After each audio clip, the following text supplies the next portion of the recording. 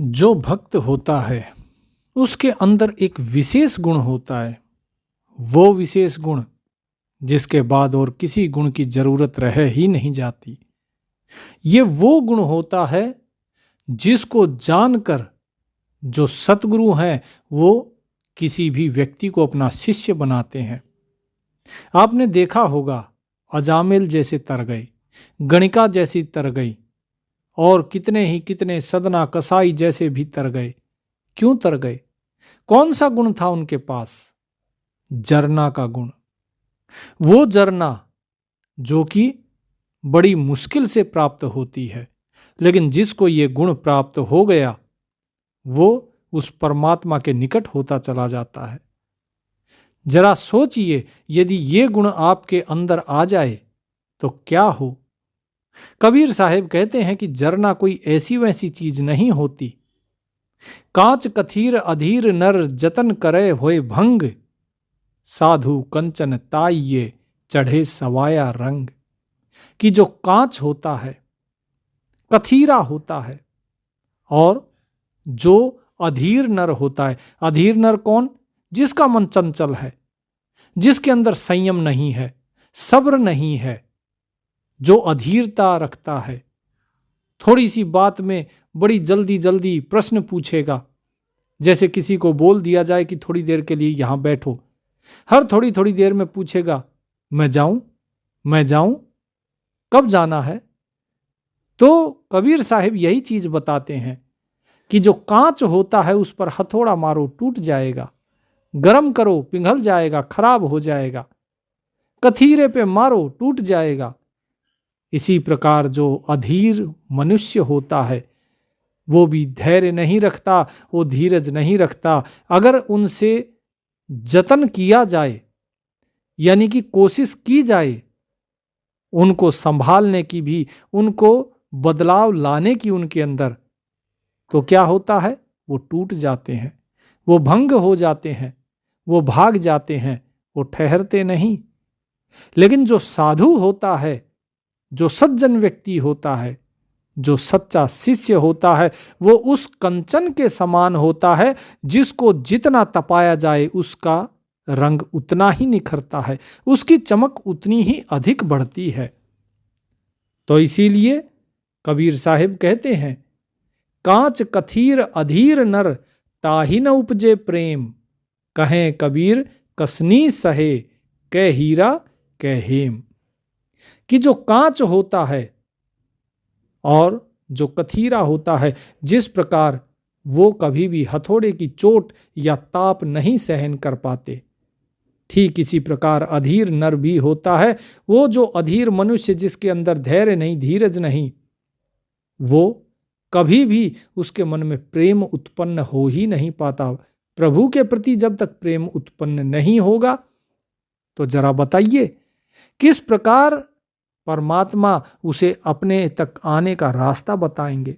सतगुरु कैसे उसे अपना शिष्य बनाएंगे? प्रेम तो प्रकट होना बहुत जरूरी है। बात आती है जरना की, अर्थात उसके अंदर यह जरना का गुण है नहीं। लेकिन यह जरना होती क्या है उस पर भी हम आगे आएंगे। तो कबीर साहब ने जो ये दोहा बताया कि कांच कथीर अधीर नर ताहि न उपजे प्रेम, कहें कबीर कसनी सहे कै हीरा के हेम। कि भाई जो कसौटी होती है, कसौटी पर जब कसा जाता है किसी व्यक्ति को, तो उस पे कौन पार उतरता है? कांच नहीं उतरता, उस पर हीरा पार होता है। क्योंकि हीरा मजबूत होता है, वो नहीं टूटता, वो जलाने से भी नहीं जलता है। और इसी प्रकार सोने की चमक जैसे ही उसको आग में डालो उसकी चमक और भी ज्यादा बढ़ जाती है। इसी प्रकार जो व्यक्ति जिसके हृदय में प्रेम हो परमात्मा के प्रति, यदि वो कसौटी पर कसा जाए तो उसका प्रेम कभी कम नहीं होता। उसका प्रेम तो केवल और केवल उस प्रभु के प्रति बढ़ता जाता है और उसका विश्वास भी धीरे धीरे बढ़ता चला जाता है। दादू साहेब भी कहते हैं, दादू मन ही माहि समझ कर मन ही माहि समाए, मन ही माहि राखिए बाहर कहीं न जाए। तो यहां पर दादू साहेब भी क्या बताते हैं कि हे भाई साधको, विचार पूर्वक वो जो भगवत तत्व है, जो परम तत्व है, उसको मन में ही समझो, अपने मन का निग्रह करो और मन के निग्रह के द्वारा अपनी बुद्धि, अपनी चित्त वृत्ति को उसमें लीन करो और अनुभव प्राप्त करो। और जब उस परम तत्व का अनुभव तुम्हें हो, उस अनुभव को भी अपने मन में ही रखो, वाणी के द्वारा मन से बाहर मत निकालो, क्योंकि मन से बाहर निकालोगे तो जो अधिकारी नहीं है उनको बात पता लग जाएगी और फिर वे इस समाज को ठगेंगे। जिस प्रकार पहले ब्राह्मण कौन होते थे? ब्राह्मण होते थे जो ब्रह्म का ज्ञान प्राप्त कर ले उस ब्रह्म के साथ एक हो जाते थे। यो वा एतत् अक्षरम विदित्वा अस्मान् लोकात् प्रेति स ब्राह्मणा, जो उस परम अक्षर को जानकर ही इस संसार से जाता है, केवल वही ब्राह्मण है। जो उसे नहीं जान पाता वो ब्राह्मण नहीं है। लेकिन ये सारी बात जब धीरे धीरे, जैसे किसी पिता ने अपने पुत्र को कही, अब पुत्र तो ब्रह्म के साथ एक हुआ नहीं, लेकिन पिता का जो अनुभव था वही उसने लोगों को बोलना शुरू किया और लोगों को लगा अरे वाह, ये भी ब्राह्मण है। और इसी प्रकार धीरे धीरे ये पाखंड फैलता चला गया। इसीलिए दादू साहेब कहते हैं कि वाणी द्वारा मन से बाहर निकालकर अनाधिकारियों को कभी भी अपना ये अनुभव मत कहो। इसीलिए मैं बार बार कहता हूं कि कुछ ज्ञान होता है जो केवल और केवल अधिकारी को दिया जाता है। दादू समझ समाये रहो, बाहर कहीं न जनाए, दादू अद्भुत देखिया, तह न को आवे जाए। क्या कहा कि दादू समझ समाये रहो, बाहर कहीं न जनाए, दादू अद्भुत देखिया, तहना को आवे जाए। कि सतगुरु के उपदेश के द्वारा, सतगुरु उपदेश देंगे, ज्ञान देंगे, उसके द्वारा आपको जो ब्रह्म तत्व है, वो परम तत्व है, उसकी समझ आएगी और उस परम तत्व को समझकर उसी में अपनी वृत्ति लीन करके स्थिर रहो। बहिर्मुखी नहीं होना, बाहर कहीं न जनाए, बाहर कहीं भी आपको उसके बारे में बात नहीं करनी है। आप में से बहुत से भक्त ऐसे होंगे जो कि साधना करते हैं। साधना करने के बाद कोई कहता है मुझे झिंगुर की आवाज़ सुनाई देती है, कोई कहता है कि मुझे फलानी आवाज़ सुनाई देती है, मुझे घंटे की आवाज़ सुनाई देती है, मुझे शंख की आवाज़ सुनाई देती है। इस प्रकार की बातें करते हैं। ये क्यों करते हैं? ये हम इसलिए करते ताकि लोग जाने कि हाँ भाई हम भक्त हैं और हम कितनी आगे तक जा चुके हैं। लेकिन वास्तव में इससे केवल और केवल आपका नुकसान होता है, क्योंकि जैसे ही आप इस बात को बाहर जनाते हैं आपकी साधना में भंग पड़ जाता है। इसीलिए हमेशा जब आप साधना करो, अपने गुरु के अलावा और किसी के सामने ये प्रकट मत करो कि आप किस स्तर तक पहुंचे हैं, आपने क्या किया है और क्या नहीं। तो यही चीज दादू साहेब कहते हैं कि उस परम तत्व को समझकर उसी में अपनी वृत्ति लीन करके उसमें स्थिर हो जाओ। बहिर्मुखी होकर किसी को भी अपने अनुभव वाणी मत बताओ। ये अनुभव वाणी किसी को नहीं बतानी चाहिए। वो जो आपका निज आत्म स्वरूप है वो देखने में बड़ा ही अद्भुत होता है। उस स्वरूप स्थिति देश में कोई अज्ञानी भी नहीं आता और उसे छोड़कर कोई भी ज्ञानी संसार में नहीं जाता। अर्थात जो अज्ञानी है वो वहां पर जा नहीं सकता और जो ज्ञानी हो जाता है, जो उस स्वरूप स्थिति को जान लेता है, वो फिर उसे छोड़कर कभी बाहर नहीं जाता। कह कह क्या दिखलाइए, साईं सब जाने, दादू प्रगट क्या कहे, कुछ समझ सयाने। कि हे सयाने लोगों, बात को समझो कि तुम्हारा जो ये काया है, जो शरीर है, जो वचन है, जिह्वा और जो आपका मन है, इनसे आप 3 प्रकार के कर्म करते हैं, मानसिक, वाचिक और देहिक। इन सभी के शुभ अशुभ सभी कार्यों को और तेरी सभी परिस्थितियों को ईश्वर देख रहा है, क्योंकि वो तो तेरे हृदय में ही स्थित है। तेरे हृदय में उसके स्थित रहने के कारण वो प्रत्यक्षदर्शी है, वो सब कुछ जानता है, तो उसको कुछ कहने की जरूरत नहीं है। आप लोगों को बारंबार कह कहकर क्या दिखाना चाहते हो? क्या लाभ मिलेगा उससे आपको? थोड़ा सा समझ से काम लो। और लोगों को बार बार कहने से अपने कथन से किए हुए सुकृत का नाश होता है। क्या कहा साहिब ने कि बार बार जब आप किसी चीज को बोलते हैं तो आप अपने सुकृत का नाश कर लेते हैं। आपके अच्छे किए हुए कर्म नष्ट हो जाते हैं जब आप किसी चीज को बार बार कहते हैं तो। इसीलिए सब कुछ गुप्त रखो। जरना यही होती है।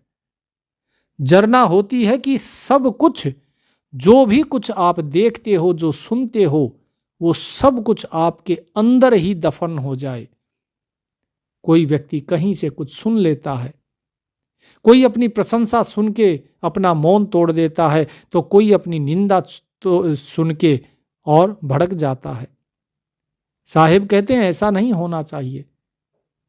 साधक के अंदर जरना कैसी होनी चाहिए? साधक के अंदर ऐसी जरना होनी चाहिए जैसे कि एक वृक्ष की होती है, जैसे कि धरती की होती है।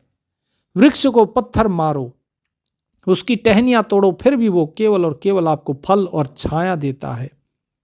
धरती को कितना ही खोदो, वो फिर भी आपको रहने के लिए स्थान देती है। इसी प्रकार जल के अंदर आप चाहे गंगा जल मिलाइए, चाहे आप गंदे नाले का पानी मिलाइए, लेकिन वो बहने को ही अपना धर्म समझती है और नदी जो होती है वो सब कुछ बहा ले जाती है। आप उसमें कुछ भी डालिए, वो कभी आपको पलट कर वापस नहीं देती। सागर के अंदर कितनी ही नदियां समा जाएं, लेकिन उसके बाद भी सागर कभी भी अपनी मर्यादा नहीं तोड़ता। ठीक इसी प्रकार व्यक्ति के अंदर कुछ भी हो, व्यक्ति को सारी चीजें अपने अंदर पचा लेनी चाहिए। ऐसा नहीं कि आपने अपने मन को कूड़ेदान बना दिया। लोग परेशान हो जाते हैं, फलाने आदमी ने मुझे ऐसा कहा, उसने मुझे इस प्रकार के बुरे शब्द कहे, या उसने मेरी प्रशंसा करी। किस लिए? मनुष्य ने अपने इस मन को कूड़ेदान बनाया हुआ है। इसमें कोई भी आता है और अपनी वाणी से, अपने कर्मों से अपना कचरा फेंक कर आपके मन में चला जाता है, और उसके बाद आपके मन के अंदर दुर्गंध उठती रहती है, क्योंकि आपने उसके कहे हुए शब्दों को अपने अंदर आश्रय दे दिया है, अपने अंदर स्थान दे दिया है। किसी ने आपको गाली दी, किसी ने आपको बुरा कहा, अब वही बुरी चीजें आपके मन को जलाती रहेंगी, आपकी जो सुख शांति है उसको भंग कर देगी, क्योंकि आपने अपने मन को कूड़ेदान बना लिया। वास्तव में आपको अपने मन को बनाना चाहिए था फूलों का गुलदस्ता, जिससे केवल और केवल महक आए। चाहे कोई आपको कुछ भी कहे, कोई अच्छा कहे या बुरा कहे, लेकिन आप हमेशा दूसरों को खुशबू बांटे। आप केवल और केवल दूसरों को अच्छी नज़र से देखें, उनके बारे में अच्छा ही सोचे। इसीलिए जो पुराने ऋषि मुनि थे वो कहते थे प्रार्थना में, सर्वे भवन्तु सुखिना सर्वे सन्तु निरामया सर्वे भद्राणि पश्यन्तु मां कश्चित् दुख भाग भवेत्। कि सभी प्रसन्न हो, सभी सुखी हो, सभी निरोगी हो, सभी प्रसन्न चित्त दिखाई दे, किसी को कभी भी कोई कष्ट नहीं होना चाहिए। हे प्रभु, आपसे यही प्रार्थना करते हैं। तो इसी प्रकार की जरना आपके अंदर होनी चाहिए कि चाहे कुछ भी हो जाए, लेकिन आप कभी भी अपने मन के अंदर उद्वेग न आने दें। आपके मन में कभी भी कोई बदलाव ना हो। आप केवल यही मान के चलिए कि जो है प्रभु का है, जो दिया प्रभु ने दिया, जिसने दिया वो देने वाला भी प्रभु था और लेने वाला भी प्रभु। मैं हूं ही नहीं, और जब आप हो ही नहीं तो आपका मन शांत रहेगा। लेकिन जब तक आपके अंदर मैं है और इस मैं में तेरा और मेरा है, तो मन शांत कैसे होगा? तो क्या कहते हैं साहेब आगे, दादू मन ही माही ऊपजे, मन ही माही समाये, मन ही माही राखिए, बाहर कहीं न जनाए। कि आपके मन में जो ब्रह्म ज्ञान अगर उत्पन्न हो रहा है, ब्रह्म ज्ञान ही नहीं, कोई छोटी छोटी बात भी अगर उत्पन्न हो रही है, तो के अंदर ही रखो, अपने मन में ही रखो और अपने मन को स्थिर रखो। ऐसा नहीं कि कंकर डाला और पानी में जैसे तरंगे पैदा हो जाती हैं, इसी प्रकार किसी ने कुछ कहा और आपके मन में तरंगे पैदा हो गई। नहीं, चाहे आपको ब्रह्म ज्ञान की प्राप्ति हो, चाहे आपके मन में गुस्सा उत्पन्न हो, चाहे आपके मन में शांति हो, लेकिन आप केवल और केवल शांत रहने चाहिए। ज्ञान से प्राप्त ब्रह्मानंद को भी अपने मन में ही गुप्त रखो, उस आनंद में रहो, उसे बाहर किसी को दिखाने की, बताने की जरूरत नहीं है। यदि बाहर बोलना ही चाहते हो तो सभी के प्रति अच्छे भाव रखो और अच्छा बोलो। जिस प्रकार फूल होते हैं, फूलों का जैसा जीवन किसी किसी को ही नसीब होता है, जो पल भर के लिए खिलते हैं और उसके बाद मुरझा जाते हैं, लेकिन मुरझाने से पहले अपनी खुशबू चारों ओर बिखेर जाते हैं। इसी प्रकार आपका भी जीवन होना चाहिए और यही वास्तव में झरना है। यदि किसी ने इस झरना को अगर नहीं समझा तो उसका जीवन व्यर्थ है। कबीर साहिब कहते हैं, कसत कसोटी जो टिके ताको शब्द सुनाए, सोई हमारा वंश है कहे कबीर समझाए। कि कबीर साहिब कहते हैं, सुनो, हमारा वंश कौन है? कौन है हमारा हंस जो हमारे वंश का है? ऐसा नहीं है कबीर साहिब के बाद कमाल हुए, कमाल जी के बाद कुछ और हुए, फिर और अलग अलग होते चले गए, वही वंशावली है। नहीं, सतगुरु कबीर साहिब इस वंशावली की बात नहीं करते। कबीर साहिब कहते हैं कि हमारा वंश कौन सा है? हमारे वंश का तो वो नूर रूपी व्यक्ति है जो कसौटी पर टिकता है। जब उसे कसौटी पर परखा जाता है तो वो खरा उतरे। और जो व्यक्ति कसौटी पर टिक जाए, जो व्यक्ति जिसके अंदर जरना हो, जो सब कुछ सहन करने की हिम्मत रखता है, केवल वही हमारा वंश है और उसी को ही शब्द सुनाया जाएगा। वो सार शब्द केवल उसी के हृदय में ही उत्पन्न होगा, उसके अलावा और किसी के नहीं। क्योंकि राम राम करता तो ये सारा जगत घूम रहा है। क्या किसी ने उस राम को पाया? क्यों नहीं पाया? क्योंकि किसी के अंदर ये जरना नहीं है। जब तक इस जरना को नहीं जानोगे, जब तक इस जरना को अपने हृदय में स्थान नहीं दोगे, तब तक कुछ भी नहीं हो सकता। तब तक आप केवल और केवल मुंह से उस नाम का सुमिरन कर रहे हैं, हृदय से नहीं। अब ये जरना आती किस प्रकार से है तो क्या बताते हैं? ले विचार लागा रहे दादू जरता जाए, कब हूं पेट न आफरे भावे तेता खाए। कि जिस प्रकार आपको भूख लगती है और भूख के अनुसार ही आप जो खाने योग्य भोजन है उसको खाते हो, तो आपके पेट में कभी अफारा नहीं आता, आपके पेट में गैस नहीं बनती, फूलता नहीं है पेट, आपका सारा भोजन पच जाता है।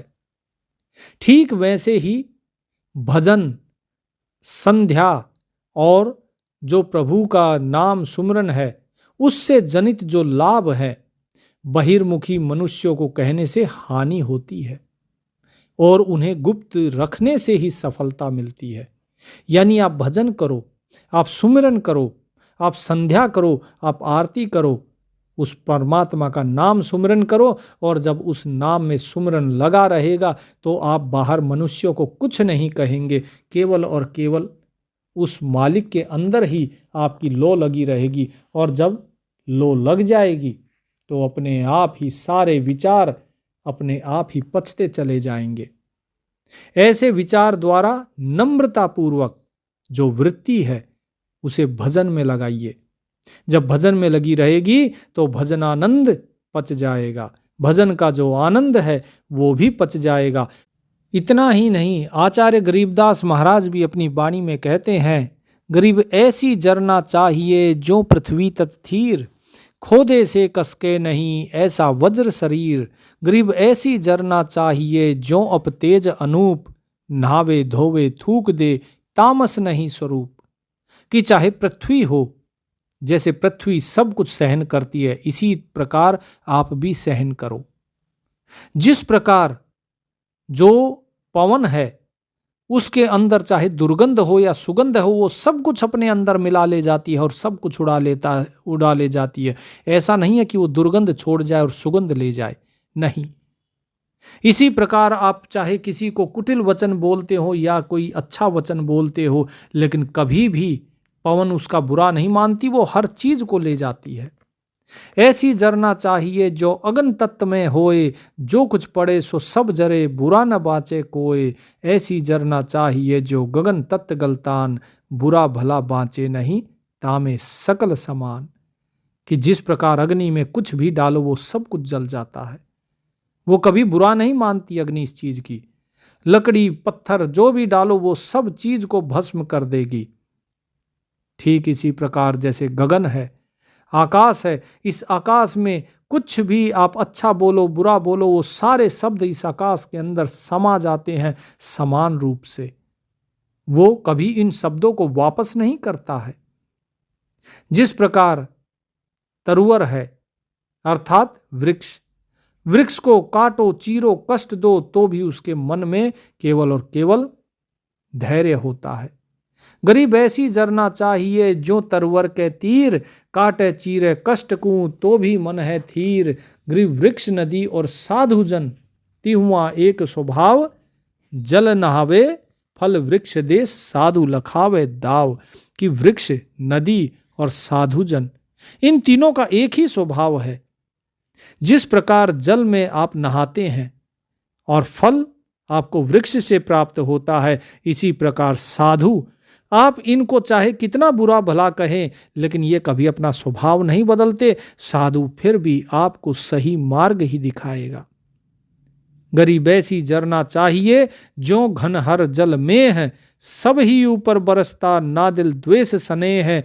दीठी अनदीठी करे जिनकी ल्यो में दाद, संग से कदे न बीछरो खेलो आद अनाद। अब देखिए क्या कहा साहिब ने। साहिब ने कहा कि जिस प्रकार बादल बरसता है तो सबके ऊपर बरसता है। वो ये नहीं देखता है कि ये पापी है मैं इसके ऊपर नहीं बरसूंगा और जो पुण्यात्मा है केवल उसी के घर पे बरसूंगा, नहीं। वो समान रूप से सबके ऊपर बरसता है क्योंकि उसकी नज़र में सब समान है। वो ना किसी के प्रति द्वेष रखता है ना किसी के प्रति स्नेह रखता है।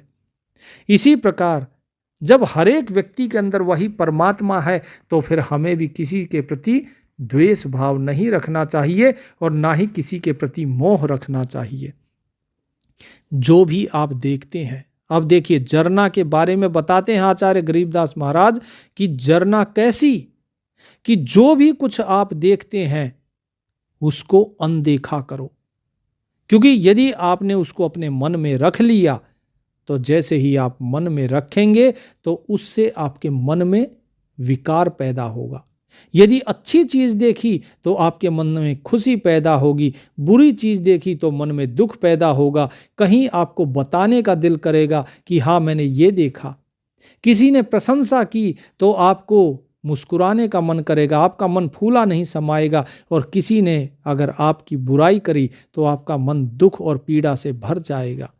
तो आचार्य गरीबदास महाराज कहते हैं कि उसे अनदेखा करो।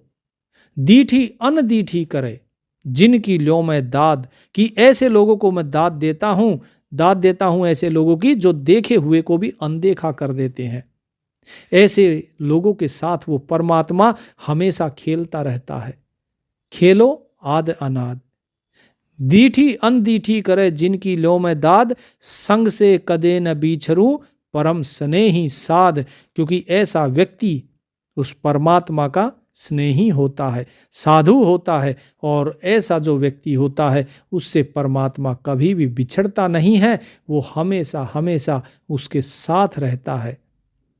तो इसीलिए व्यक्ति को हमेशा एक रस रहना चाहिए, समान भाव रखना चाहिए। साहिब क्या कहते हैं, जो व्यक्ति हरदम मेरा नाम आराधन करता है, हमेशा नाम सुमरन करता है और जो अपना सर्वस्व मुझे अर्पण कर देता है, उसके सिर के सारे दोष मैं ले लेता हूं, उसके सिर का सारा बोझ मैं ले लेता हूं। गरीब दीठी अनदीठी करे सब अपने सिर लिए, संग से कदे न बीछरूं जो मुझ सर्वस दे। कि जिसने अपना सब कुछ मुझे सौंप दिया है, फिर उसका सारा दुख, सारा भार मैं अपने सिर पर ले लेता हूं। तो इसीलिए जिसके हृदय में जरना है, जिसके हृदय में ये सहनशीलता है, ऐसा व्यक्ति उस प्रभु का प्रेमी होता है। तो साहिब क्या कहते हैं कि दीठी अन दीठी करें तिनके हूं मैं साथ, भक्ति पुरातम देत हूं पीड़ा लगे न गात। कि ऐसे व्यक्ति को कभी उसके देह में कभी रोग या पीड़ा नहीं लगती है, मैं हमेशा उनके साथ रहता हूं।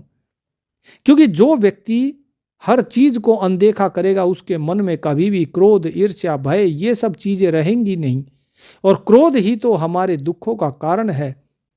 फरीदा बुरेदा भला कर गुस्सा मन ना हंडाए, देही रोग न लग गई पल्ले सब कुछ पाए। कि फरीद साहब कहते हैं, बाबा शेख फरीद जी कहते हैं कि भाई गुस्से को अपने वश में रखो। यदि कोई तुम्हारा बुरा कर रहा है तो तुम उसका भी भला करो, क्योंकि इससे तुम्हारे हृदय में गुस्सा नहीं आएगा। क्रोध अपने आप धीरे धीरे समन हो जाएगा, और जब क्रोध का नाश हो जाएगा तो तुम्हारे शरीर में रोग नहीं लगेंगे। क्योंकि जैसे जैसे व्यक्ति क्रोध करता है तो उसकी ऊर्जा खत्म होती है, और जब ऊर्जा खत्म होती है, ताकत खत्म होती है, तो शरीर में रोग लगने शुरू हो जाते हैं। और जिसने अपने क्रोध को वश में कर लिया, उसके पल्ले में फिर सारे लाल माणिक, हीरे, मोती सब कुछ उसी के पास है। अर्थात भक्ति का जो रत्न है वो फिर उसे प्राप्त हो जाता है। कबीर साहेब की वाणी जो है उसमें उन्होंने उतना वर्णन नहीं किया जरना का, जितना कि आचार्य गरीबदास महाराज ने किया है, जिन्होंने जरना के बारे में बताया है कि जरना करने वाला जो व्यक्ति है वो जगत गुरु हो जाता है।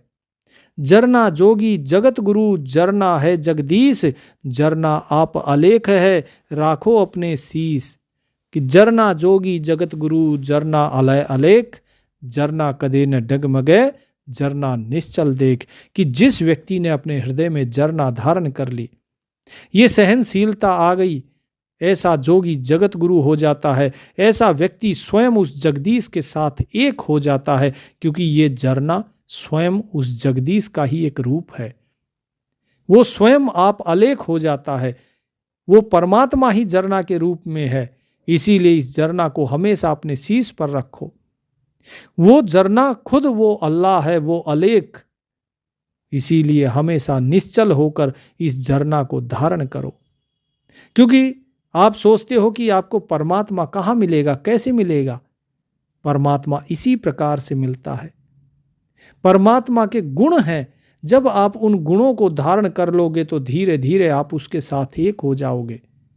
जिस प्रकार बर्फ है, बर्फ ठोस होती है, लेकिन जैसे ही उसके अंदर पानी की तरलता आ जाती है, शीतलता तो दोनों के अंदर है, लेकिन एक ठोस है और एक तरल है। जैसे ही उसके अंदर तरलता आनी शुरू हो जाती है, वो जल के साथ एक होना शुरू कर देती है। ठीक इसी प्रकार जब आपके हृदय में भी जरना आनी शुरू हो जाती है, तो उसी परमात्मा के साथ आप एक होना शुरू हो जाते हैं। गरीब जरना जोगी जगत गुरु, जरना आप करीम, जरना हमरे उर बसे जम नहीं चंपे सीम। गरीब जरना जोगी जगत गुरु, जरना अलख अलाह, जरना को कुर्बान जा, जरना बेपरवाह। जरना जोगी जगत गुरु, जरना रमता राम, जरना को कुर्बान जा, जरना है नेहकाम।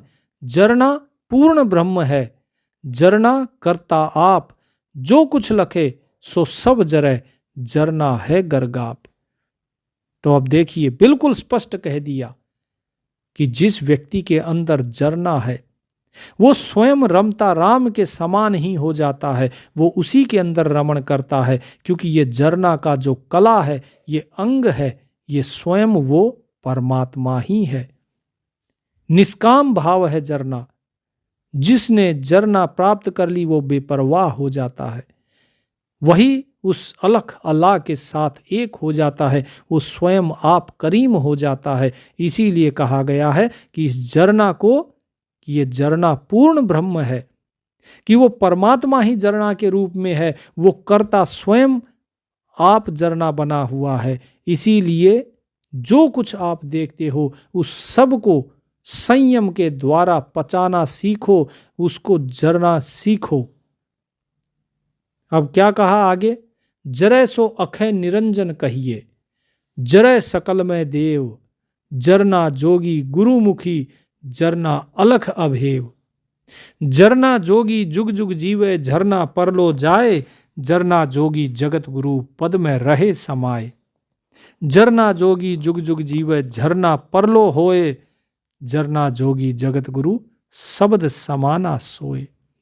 कि जो व्यक्ति अपने हृदय में जरना रखता है, जो जरना जानता है, अर्थात जो कुछ वो देखता है उसे पचाना जानता है, जिसके अंदर सब कुछ देखते हुए भी जिसका मन विचलित नहीं है, जिसका मन स्थिर हो गया है, वो वास्तव में उस अक्षय निरंजन के समान हो जाता है। सारे देवी देवताओं में फिर वही रहता है, और ऐसा व्यक्ति कोई गुरुमुखी ही हो सकता है। तो जुग जुग जीता है ऐसा व्यक्ति जो जरना धारण करता है, लेकिन जो व्यक्ति जरना नहीं रखता वो काल के गाल में फंस जाता है। जरना जोगी जगत गुरु पद में रहे समाये। कौन से पद में? उस अक्षय पद में, उस परम पद में फिर वो समा जाता है। इसीलिए आपने बहुत बार देखा होगा कि लोगों की साधना करने के तरीके अलग अलग हैं। जरूरी नहीं है कि केवल योग के द्वारा ही उस परमात्मा के साथ मिले हैं लोग। जरूरी नहीं है कि केवल नाम सुमिरन के द्वारा ही मिले हैं। सहज योग, ज्ञान योग, भक्ति योग, कर्म योग, बहुत सी ऐसी चीजें हैं कि जिसके द्वारा उस परमात्मा के साथ व्यक्ति एक हुआ है। तो इसीलिए जो साहेब बताते हैं जरना के बारे में कि निश्चल होकर रहना सीखिए, कोई कुछ भी रहे। जिस प्रकार एक शांत जो जल होता है उसमें कोई भी उद्वेग नहीं होता, कोई तरंग नहीं होती, इसी प्रकार आपके मन में भी चाहे आप कुछ भी देखें, जब कोई विचार नहीं आएगा, विचारों से शून्य हो जाएंगे, तब वास्तव में असली जरना होती है। जब आप कुछ भी देखें, परिस्थिति आपके अनुकूल हो या प्रतिकूल हो, फिर भी मन में कोई विचार नहीं आए उसके प्रति, तब होती है असली जरना। क्योंकि जब तक विचार आ रहे हैं, आपने अगर बाहर से मुख बंद कर लिया तो क्या हुआ? वो बाहर का मौन है। असली मौन तो वो होता है जब आपका मन शांत हो जाए। आपका मन जो निरंतर विचार करता रहता है, उन विचारों से जब आप परे हो जाते हो, वो है असली शांति, वो है असली मौन, वो है असली जरना। उसके बाद आपके ऊपर कोई भी कितना भी कुछ भी प्रहार करे, अत्याचार करे, आप हर चीज को सह जाओ। जिस प्रकार मीराबाई को जहर का प्याला दिया और उन्होंने क्या कहा कि मैं तुम्हें अपनी मृत्यु के लिए क्षमा करती हूं। देखिए, कबीर साहेब जी को कहीं आग में जलाया गया, कहीं हाथी के नीचे कुचलवाने की कोशिश की गई, कहीं उनको नदी में डुबाया गया, लेकिन क्या उन्होंने किसी के प्रति कोई दुर्भावना या बुरा शब्द कहा? एक शब्द भी नहीं कहा। उन्होंने केवल और केवल सभी के ऊपर कृपा करी। भक्त प्रहलाद के साथ देखिए, हिरण्यकश्यप ने क्या क्या नहीं किया। कहीं उसको अग्नि में जलाने की कोशिश की गई होलिका के द्वारा, कहीं उसे विष का प्याला दिया गया, कहीं उसे सांपों की कोठरी में डाला गया, कहीं उसको तलते हुए मतलब उबलते हुए खौलते हुए तेल की कढ़ाई में डाला गया, लेकिन उसने कभी भी उफ तक नहीं करी, कभी भी किसी को गलत नहीं कहा। वो केवल प्रभु के अधीन था। इसी प्रकार आप भी प्रभु के अधीन रहिए। जब 12 वर्ष का अगर बालक प्रहलाद अगर ये कर सकता है, तो आप तो बड़े हैं। हर कोई इस चीज को कर सकता है, लेकिन इसके लिए होना चाहिए प्रभु पर अटूट विश्वास। तो पहले प्रभु पर अटूट विश्वास रखिए। जो नाम दिया है वो नाम सुमिरन कीजिए। जब तक नाम के ऊपर विश्वास नहीं होगा, जब तक नाम के भाव को नहीं समझेंगे, तब तक जरना पैदा नहीं हो सकती। इसीलिए जो जरना है उस जरना को समझिए, नाम सुमिरन कीजिए और परमात्मा के प्रति आश्रित रहिए। परमात्मा आप सभी का कल्याण करे। सत साहे।